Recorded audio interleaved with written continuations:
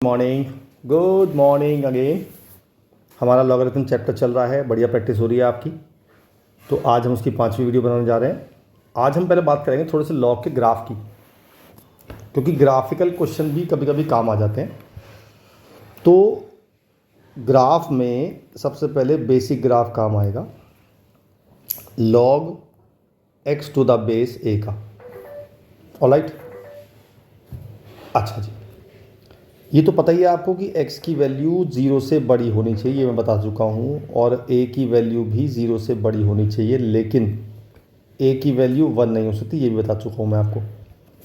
तो इसका मतलब a के दो केस बन गए, या तो a की वैल्यू होगी 0 से 1 के बीच में, या होगी a की वैल्यू 1 से इन्फिनिटी के बीच में। तो इन दोनों के अलग अलग ग्राफ बनते हैं हमेशा। तो अगर a की वैल्यू 0 से 1 के बीच में है तो जो ग्राफ बनेगा वो कुछ इस तरह से बनेगा, और ये वैल्यू होगी 1 और 0 पे, ये होगी x एक्सिस और ये होगी y एक्सिस। ये बनेगा ग्राफ जब a की वैल्यू बिटवीन 0 से 1 होगी। इसी तरह से एक ग्राफ बनेगा जब a की वैल्यू 1 से बड़ी होगी, तब ऐसा ग्राफ बनेगा, ये ग्राफ बनेगा, और तब ये पॉइंट सेम होगा 1,0, ये होगी x और x एक्सिस, और ये होगी y और y एक्सिस। ये तो हो गया बेसिक ग्राफ लॉग का, जब a की वैल्यू यानी कि बेस हमारा 1 से बीच में हो या 1 से बड़ा हो।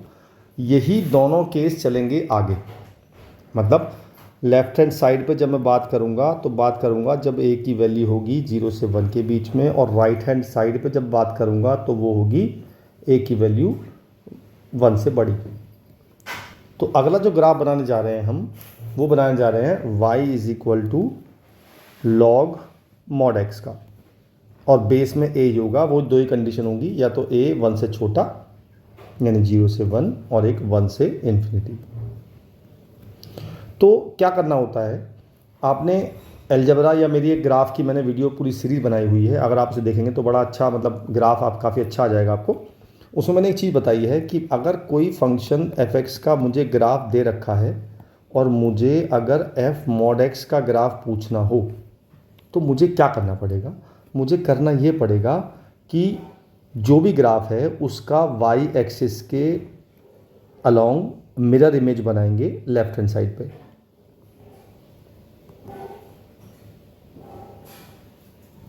ठीक है जी। तो जो मिरर इमेज बनेगी वो हमारी होगी, दोनों मिला के जो होगी वो हमारी होगी y equal to log mod x, यानी कि f मॉड x का ग्राफ। तो जैसा मैंने बताया आपको कि अगर a की वैल्यू हो तो मेरा ग्राफ ये होता है, और अगर मुझे मॉड x बनाना है तो मैं y एक्सिस को इमेज बना के इसकी इमेज बना दूंगा, तो ये बन गया मेरा ग्राफ। तो इन दोनों को जो मिला के बनेगा, मतलब this and this both combined is called y is equal to mod x। Alright, इसी तरह से जब a की वैल्यू 1 से बड़ी होगी तो भी दो कंडीशन बनेंगी, या तो ये बनेगा और या ये बनेगा, सेम मिरर इमेज बनेगी, ये 1,0, ये -1,0। ये हुआ y is equal to log mod x का ग्राफ। ठीक है, अच्छा जी। अब आ जाइए अगला ग्राफ। अगर हम बनाऊं y is equal to mod log x base a, तो मॉड लॉग x में क्या करते हैं हम, कुछ नहीं करते हैं। उसमें ये करते हैं कि जो बिलो x एक्सिस का ग्राफ है उसको रिमूव कर देते हैं और उसकी इमेज बना देते हैं ऊपर।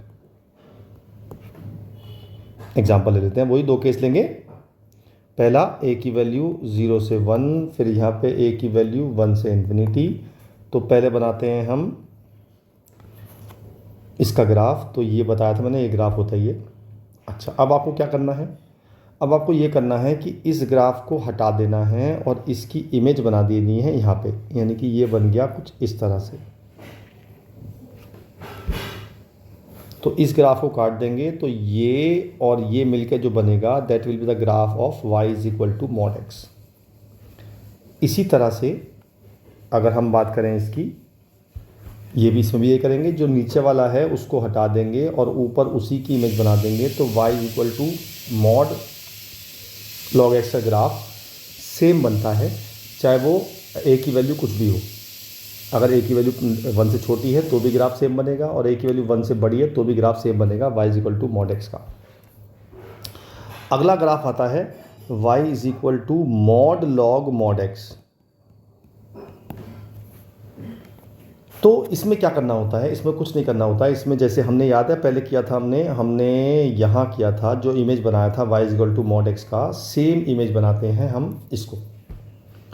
तो पहले हम बनाएंगे y equal to mod x का ग्राफ, जो मैंने अभी बनाया इससे पहले, यानी कि a की वैल्यू 0 से 1 और a की वैल्यू 1 से इन्फिनिटी। तो मैंने बताया था कि दोनों में सेम ग्राफ बनेगा y is equal to mod x का, तो मैंने सेम ही ग्राफ बनाना है।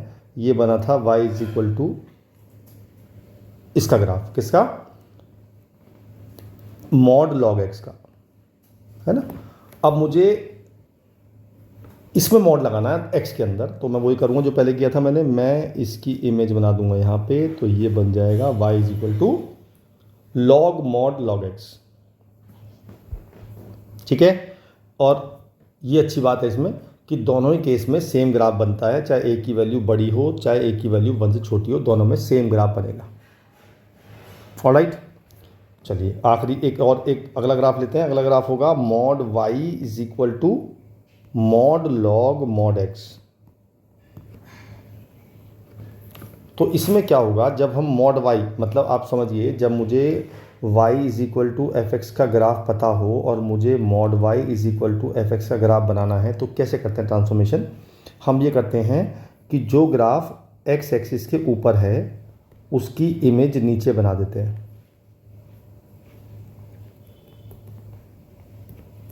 ठीक है।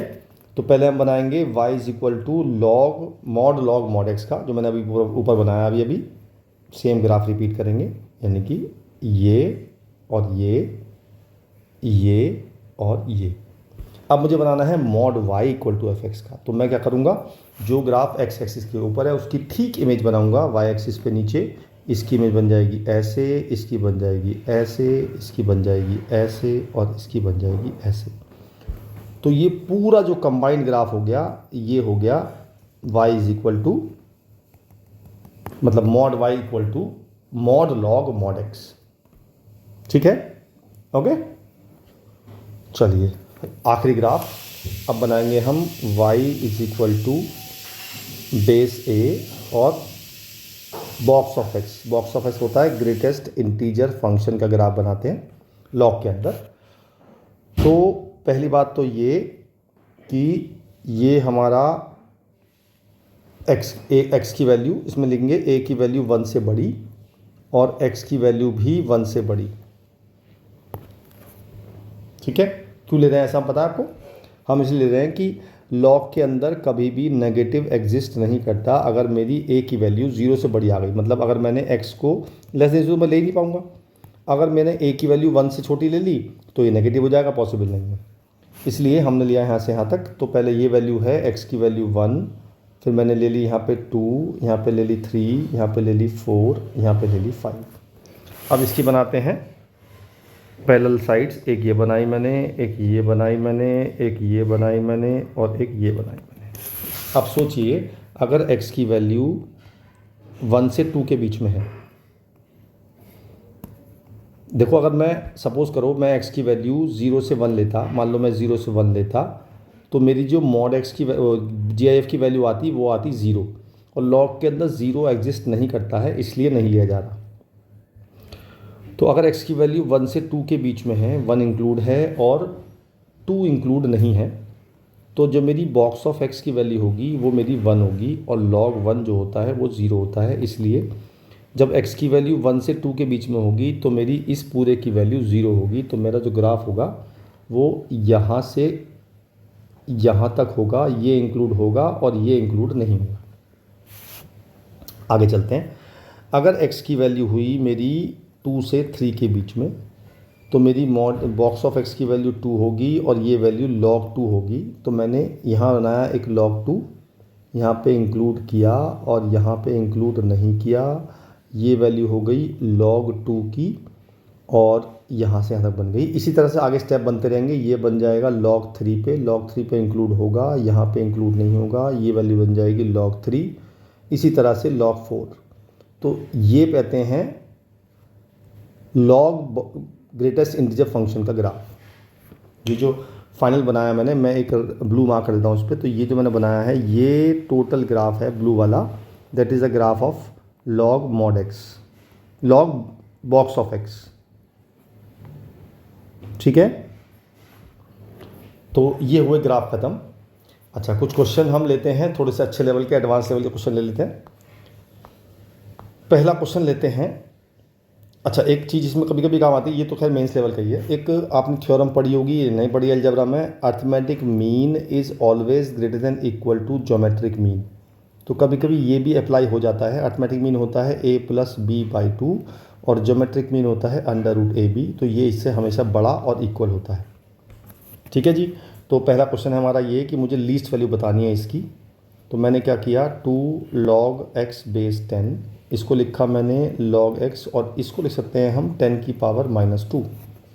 तो ये -2 उठ के बाहर आ जाएगा तो प्लस हो जाएगा, 2 कॉमन आ जाएगा तो बचा log x base 10 plus log 10 base x, ये आ गया। अच्छा, अब ये इसमें लगाएंगे हम AMGM, जो मैंने अभी बताया आपको, अर्थमेटिक मीन। तो अगर मैं इसको एक नंबर मान लूँ, इसको एक नंबर मान लूँ, तो मैं लगाऊंगा इसमें अर्थमेटिक मीन होगा मेरा ये /2, और ज्योमेट्रिक मीन होगा मेरा √ दिस इंटू दिस। ठीक है जी। तो अब देखो, पहले से सॉल्व कर लेते हैं। अगर आप इस चीज़ को देखो तो ये बन जाएगा log x upon log 10, property बताई थी मैंने आपको। ये बन जाएगा log 10 अपॉन log x, ये कट जाएगा तो ये 1 आ गया पूरा। तो बेसिकली इसकी जो वैल्यू आ गई वो आ गई 2 से बड़ी। तो अगर इसकी value greater than equal to 2 है तो इसकी लीस्ट वैल्यू कितनी हो गई, 2 ही हो गई ना, क्योंकि जब वैल्यू इससे बड़ी है तो लीस्ट वैल्यू 2 ही हो गई, है कि नहीं।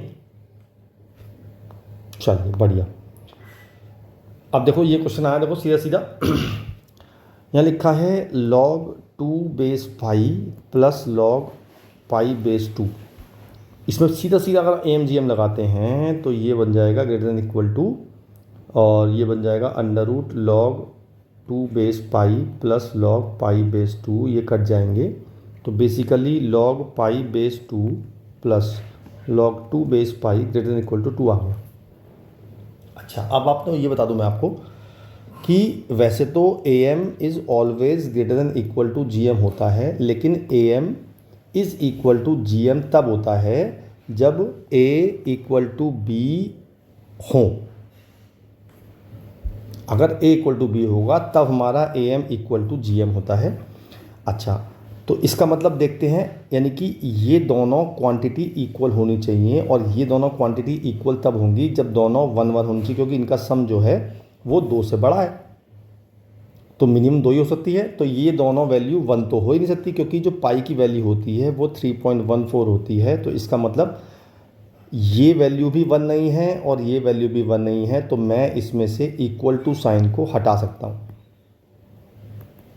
तो ये ग्रेटर देन 2 आ जाएगा। तो इसका मतलब ये वैल्यू इस 2 से बड़ी है। तो मुझसे पूछ रहा है कौन सा स्मॉलर है, 2 इज़ स्मॉलर। ठीक है, चलिए जी आगे चलते हैं। अगला क्वेश्चन लेते हैं जी। अगला क्वेश्चन है हमारे पास, expression this reduce to p/q where p and q are coprime. Coprime number क्या होते हैं, जैसे सपोज करो मैंने लिखा 3/5, तो ये दोनों आपस में नहीं कटते। अब जिन दोनों का HCF 1 आता है, मतलब जो आपस में फर्दर नहीं कट सकते, उसे बोलते हैं को प्राइम नंबर्स। ठीक है जी। तो उससे वो कह रहा है मुझसे कि ये पूरी क्वांटिटी जो है that is reduce to p/q है, और p और q को प्राइम है, और मुझे p² प्लस q² निकालना है। तो सबसे पहले मैंने इस समेशन में वैल्यू पुट कर दी। तो समेशन मतलब होता है सम करना।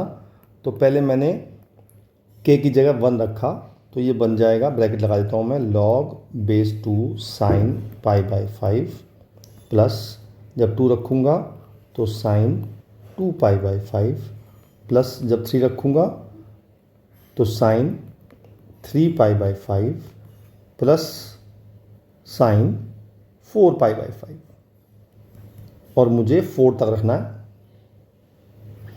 अच्छा जी, अब बेस सेम है तो ये चारों मल्टीप्लाई हो जाएंगे, यानी कि ये हो जाएंगे साइन π/5, साइन 2π/5, साइन 3π/5, साइन 4π/5।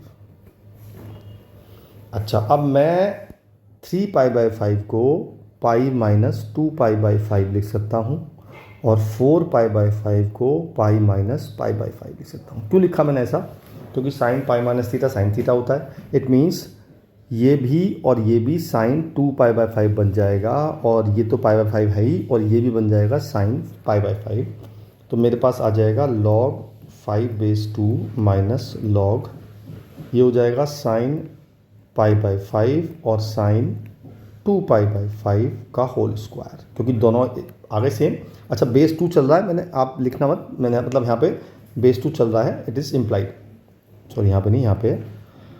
अच्छा जी, अब ये 2 जो उठेगा, ये 2 जो उठेगा वो यहाँ आ जाएगा, तो ये 2 यहाँ आ गया, यहाँ से 2 खत्म हो गया। अच्छा जी, अब क्या करते हैं हम? अब लगाते हैं फॉर्मूला। फॉर्मूला क्या होता है?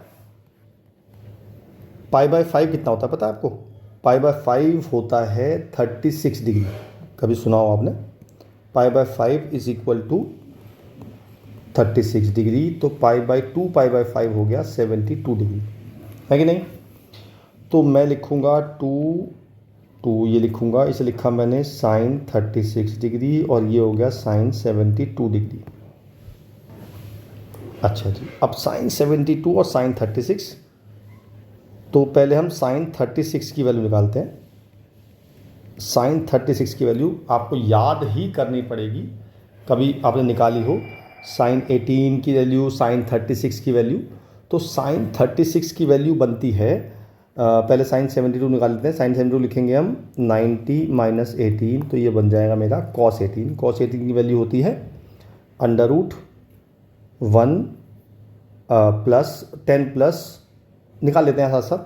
अगर मैं कॉस 18 की वैल्यू निकालूंगा तो 1 माइनस साइन स्क्वायर 18 का √ लगाऊंगा, तो ये हो जाएगा। साइन 18 वैल्यू आपको याद करनी पड़ेगी, वो होती है √5 माइनस 1/4। जब मैं इसका स्क्वायर खोल दूंगा तो 16 माइनस 5 प्लस 1 माइनस 2√5/4, 16 हो जाएगी स्क्वायर यहाँ पे। तो ये हो जाएगा बेसिकली 10 प्लस 2√5/16 √। ठीक है, ओके। चलिए जी, तो मैंने वैल्यू डाल दी यहाँ पे 10 प्लस 2√5/16, और इसकी वैल्यू होती है किसकी? कॉस साइन 36 की होती है 10 माइनस 2√5/16। अब इसको मल्टीप्लाई करेंगे, यहाँ लगाएंगे a plus B into a minus B, तो log 5/2 minus 2 log base 2 root कर देंगे, तो ये हो जाएगा 10 का स्क्वायर माइनस 2√5 का स्क्वायर √ और 4 4 जा 16 यहाँ हो जाएगा। अब इसको सॉल्व कर लेंगे। इसको सॉल्व करके क्या आएगा भाई? 10 का स्क्वायर 100 और ये हो गया 4 पंजे 20 आ गया, √80 आ गया। ठीक है, √80 को हम लिख सकते हैं 16 × 5 यानी कि 4√5। तो मैंने इसको लिख दिया log 5/2, ये हो गया माइनस 2 log 4√5/16, ये कट गया इससे 4 बार। अच्छा, अब ये 2 जो होगा वो इसके पावर में जाएगा, यानी कि इसका स्क्वायर हो जाएगा, तो ये हो जाएगा log 5/2 माइनस log 5/16। बेस 2 चल रहा है, तो ध्यान से देना पे, है ना। तो अब मैंने ये दोनों माइनस के हैं तो डिवाइड हो जाएंगे, तो log 5 इंटू उल्टा कर देंगे 16/5/2, 5 से 5 कट गया। 16 को लिखा मैंने 2 की पावर 4, तो 4 बाहर आ गया, तो ये बेस 2 बन गया, ये पूरा ख़त्म हो गया, यानी कि इस पूरे की वैल्यू 4 आ गई। 4 आ गई तो मैं 4/1 लिख सकता हूँ। इट मीन्स P/Q, P आ गया 4, Q आ गया 1, मुझे P² + Q² निकालना है, तो 16 + 1 17 मेरा आंसर आ गया। तो it's answer is 17, option number B. था नहीं बढ़िया क्वेश्चन? एक बार दोबारा करना इसे, तब आपको और अच्छे समझ में आएगा। चलिए जी, नेक्स्ट है, उसने कहा है मुझसे कि ए की वैल्यू जो है वो 3 से लेके 2015 तक है, और 3 की वैल्यू, बी की वैल्यू भी 3 से लेके 2015 तक है, और मुझे निकालनी है find the number of ordered pair A and B. मतलब ए और बी के कितने नंबर ऑफ ऑर्डर पेयर बनेंगे, यानी कि ए की वैल्यू जैसे 1 है तो बी की 2 हो गई, तो ऐसे कितने ऑर्डर पेयर बनेंगे। तो मैंने ये देखा यार कि अगर इसको मैं y मान लूँ तो ये हो जाएगा 1/y। दिख रहा है आपको, क्योंकि ये बेस सेम है और इसमें बेस उल्टा है बस। तो मैंने log b बेस a को y मान लिया, तो ये बन गया y + 6/y = 5। एलसीएम ले लिया, y² - 5y + 6 = 0। अब इसके फैक्टर कर लेते हैं यार। इसके फैक्टर आ जाएंगे x - 2 और x - 3। इट मीन्स x की वैल्यू आ गई 2 और 3। सॉरी, मैंने y की x की जगह y की जगह x लिख दिया। y की 2 वैल्यू आ गई 2 और 3। मैंने y किसको माना था? y माना था मैंने log b बेस a को, तो b बेस a की वैल्यू आ गई 2 और 3। तो अगर मैं 2 लेता हूँ, अगर मैं log b बेस a को 2 लेता हूँ तो b की वैल्यू आ जाएगी a², और log b बेस a को मैं 3 लेता हूँ तो b की वैल्यू आ जाएगी a³। ठीक है। अच्छा, अब सोचो b की वैल्यू हमारी कहाँ से कहाँ तक है? a की वैल्यू हमारी है 3 से स्टार्ट कर रही है। तो अगर मैं a की वैल्यू 3 लेता हूँ, मैं एक चार्ट बनाता हूँ आपके लिए। मैंने लिया a की वैल्यू, b की वैल्यू। अगर मैंने a की वैल्यू 3 ले ली तो b की वैल्यू 9 हो जाएगी। 4 लूँगा तो 16 हो जाएगी। तो मुझे देखना पड़ेगा कि 2015 से स्क्वायर बड़ा किसका होता है ना। तो अगर मैं 45 का स्क्वायर करता हूँ, 45 का स्क्वायर करता हूँ, तो 45 का स्क्वायर आता है जी 2025, यानी कि वो वैल्यू 2015 से बड़ी है। इसका मतलब 45 नहीं लूँगा तो लास्ट नंबर आएगा 44, और ये हो जाएगा 44 का स्क्वायर। ये तो बना तब जब a = b = a² होगा। अगर मैं b = a³ लूँ तो क्या बनेगा जी? अगर मैं a को ले लूँ 3 तो 27 हो जाएगा। अब मुझे देखना पड़ेगा किसका क्यूब 2015 से बड़ा होता है। तो 2015 से बड़ा हो, तो हमने देखा कि 45 का, अगर हम मतलब मान लो 15 का क्यूब करते हैं तो 15 का क्यूब कितना होता है? 15 का क्यूब होता है हमारा 3375, तो काफ़ी बड़ा आ गया। फिर हम 12 का चेक करते हैं। 12 का क्यूब होता है 1728। हमें कितना चाहिए? हमें चाहिए 2015। इसका मतलब ये हुआ कि अगर हम 13 का क्यूब करते हैं तो वो 2197 आ रहा है। इसका मतलब वो बड़ा आ गया। तो मैं लूँगा 12 तक। तो 12 और 12 का क्यूब, तो कितने पेयर हो, गिन लो। 3 से लेके 44 तक कितने पेयर हो गए? जरा कौन बताएगा? 41 नहीं, आपका जवाब गलत। 42 तो इसके हो गए, और ऐसे ही 3 से लेके 12 तक कितने हो गए? कौन बताएगा? ये हो गए 10। तो टोटल आंसर हो गया 52। बात समझ में आई? ठीक है, चलिए जी आगे चलते हैं। अब अगला क्वेश्चन लेते हैं। लिखा है length of sides of a triangle are this and this. मतलब कि हमारे पास 3 साइड हैं ट्राइंगल की। एक तो log 12 बेस 10, एक log 75 बेस 10, एक log n बेस 10। 3 साइड्स हैं, और मुझे बताना है a and b are the least and the greatest value of n। जो a है वो लीस्ट वैल्यू है, और जो b है वो ग्रेटेस्ट वैल्यू है किसकी? n की। तो हमने ट्राइंगल लॉ प्रॉपर्टी सुना है कि किसी भी 2 साइड का सम जो है वो तीसरी से हमेशा बड़ा होता है। तो अगर मैं पहले ये दोनों साइड ले लूँ, और वो बड़ा होगा इससे, तो ये हो गया log 10, ये हो गया 12 इंटू 75 और बड़ा हो गया log n बेस 10 से। तो मेरा n आ गया, छोटा आ गया 12 इंटू 75। अब 12 इंटू 75 हो गया 900। बात समझ में आती है ये वाली? तो हमारा पहला कंसेप्ट हो गया, हमारा n आ गया 900 से छोटा। अच्छा, अब दूसरा लेते हैं कि हम दो साइड लेते हैं, दूसरी एक बार मैं लेता हूँ ये और ये का सम इससे बड़ा होगा। तो मैंने ले लिया log 12 base 10 plus log n base 10 बड़ा होगा log 75 बेस 10 से। तो इसे लिखा मैंने log n 12 into n greater than log 75 10। log 10 हट गया तो 12n बड़ा आ गया 75 से, n बड़ा आ गया 75/10 से। तो मेरा आ गया n बड़ा आ गया 7.5 से। ठीक है जी। तो अगर मेरा n 7.5 से बार आया, sorry my bad, this is not 10, this is 12। तो ये आ गया 12/75/12। अब 75/12 होते हैं 6.5, इसका मतलब जो n आ गया वो बड़ा आ गया 6.5 से। तो मेरी n की वैल्यू 6.5 से बड़ी आ रही है और 900 से छोटी आ रही है। इसका मतलब मेरी वैल्यू 7 से स्टार्ट होगी और 899 तक जाएगी। तो मेरी ये हो गई a की वैल्यू लीस्ट, ये हो गई b की वैल्यू ग्रेटेस्ट। मुझे b माइनस a निकालना है।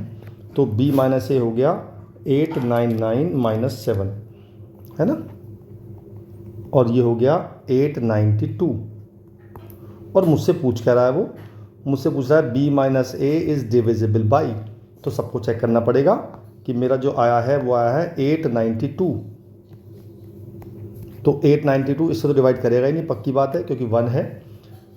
222 इससे कर सकता है। 892 डिवाइड बाई 222 इससे नहीं करता, ये भी नहीं है आंसर। 892 ये डिवाइड करता है मेरा, हाँ 223 से करता है। इसका मतलब दिस अपॉन 223 4 होते हैं। तो मेरा आंसर हो गया ऑप्शन नंबर सी। बात समझ में आई? चलिए नेक्स्ट, आज का आखिरी क्वेश्चन कर लेते हैं। क्वेश्चन है, हमें ये गिवन है और ये भी गिवन है और n लैम्डा गिवन है मुझे m/n, where m are the co prime या रिलेटिव प्राइम एक ही बात होती है, और मुझे इसकी वैल्यू निकालनी है। तो पहले मैंने इस कंडीशन को ली, तो मैंने लिखा ABC की power a plus B plus C is equal to 1 दिया हुआ है, और मैं 1 को ABC की पावर 0 लिख सकता हूँ। इसका मतलब a प्लस बी प्लस सी की वैल्यू 0 आ गई। और हमने ये पढ़ा है कि अगर a plus B plus C 0 हो तो a cube plus B cube plus C cube होता है 3ABC, पता है ना? गुड। तो मैंने इस इक्वेशन की जगह 3ABC पुट कर दिया। तो मेरा आ गया 5 log ABC बेस में है, और यहाँ आ गया 3ABC, और ये आ गया 3 लैम्डा, और मैंने इस 1 को लिख दिया log 3 बेस 3, चलेगा ना? तो log 3 base 3 plus log ABC base 3 upon log ABC और बेस 3। ये ऊपर दोनों ऐड हो गए, log a plus log b होता है log a इंटू बी। तो 3 लैम्डा ये आ गया log 3ABC अपॉन log 3 मतलब ABC, और मैं इसको भी लिख सकता हूँ log 3ABC upon log ABC, और बेस 3 लगा सकता हूँ दोनों में। तो क्या होगा, ये पूरा इससे कट जाएगा, मेरी लैम्डे की वैल्यू आ जाएगी 5/3। इसका मतलब m मेरा हो गया 5 और n हो गया 3। और मुझे क्या निकालना है? मुझे निकालना है mod m plus n plus mod m minus n। तो ये हो गया 5 प्लस 3 mod प्लस 5 माइनस 3, ये हो गया 8 प्लस 2, मेरा 10 आंसर आ गया। क्या ऐसा ऑप्शन है? Yes, option number B. ठीक है, तो मेरी तरफ से बच्चों लॉग ख़त्म हो गया है। अब आपको केवल प्रैक्टिस करनी है। जितने क्वेश्चन की प्रैक्टिस करोगे उतना आपका हाथ अच्छा होता जाएगा। अगर आपको लगता है कि मुझे क्वेश्चन चाहिए तो आप मुझे मैसेज करिए, मैं आपको क्वेश्चन भेज दूंगा। ठीक है, या ऐसा करते हैं कि मैं इस वीडियो के असाइनमेंट में डिस्क्रिप्शन में थोड़े से क्वेश्चन का एक असाइनमेंट डाल देता हूँ, जिससे आपको करने में आसानी होगी। ओके, चलिए फिर किसी अगले टॉपिक के साथ दोबारा मिलता हूँ, तब तक के लिए बाय बाय।